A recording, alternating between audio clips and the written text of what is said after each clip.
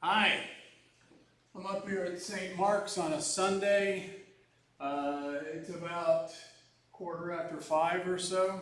No one else is around except for a few maintenance folks. And so what I'm going to do for you today is do a little demonstration using this sort of loop-to-loop device. I'm going to roll some various balls around this thing and see what happens. So I'm going to start way up here with this, looks like a ping pong ball, see what it does. Well, not so good. Okay, let's try something else here. Too much air resistance and various things. Okay, so let's try this golf ball. Let's try that. Okay. Well, that was kind of cool. Now, notice that it started a lot higher than it finished on the other end. And that's because the golf ball doesn't only roll. So we'll talk about this. Well, talk about it now.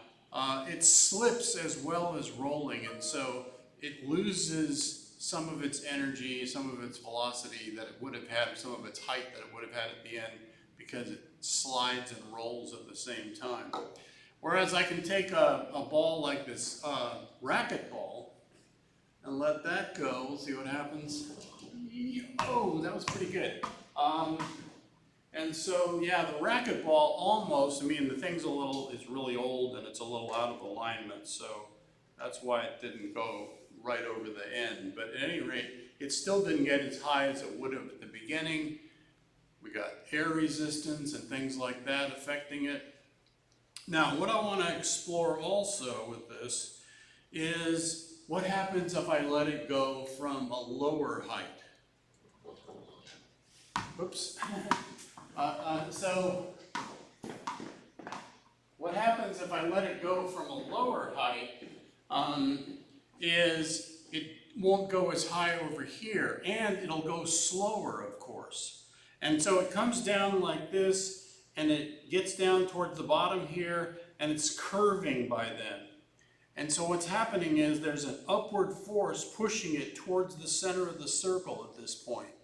Now, this is more complicated than some horizontal problems, because here we also have gravity affecting the situation.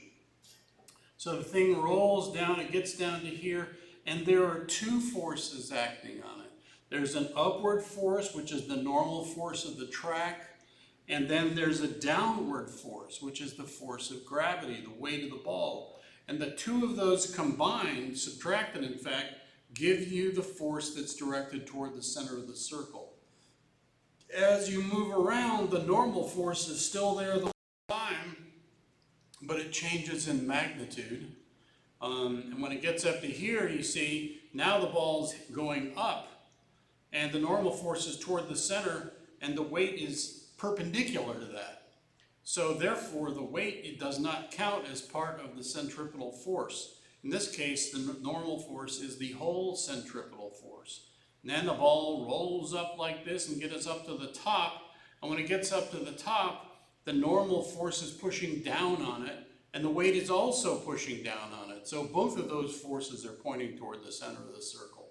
And so they add to make the total centripetal force, the force pointing toward the center of the circle. As the ball gets slower and lower down the track, it goes slower and slower when it goes across the top.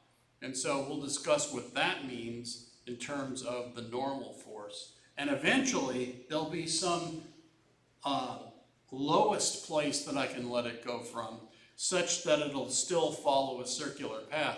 If I let it go from too low, it won't even make it up to the top. It won't, not going in a circle anyway, so it'll go off. Well, I'll show you that. Here we go.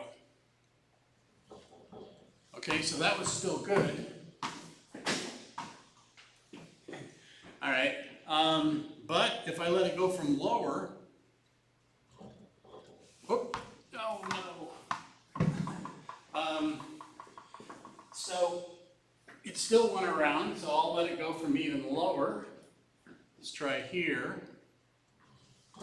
See, now, when that happened, it didn't really have enough speed to continue in a circle. it went off before it got to the top. So again, what happened was this.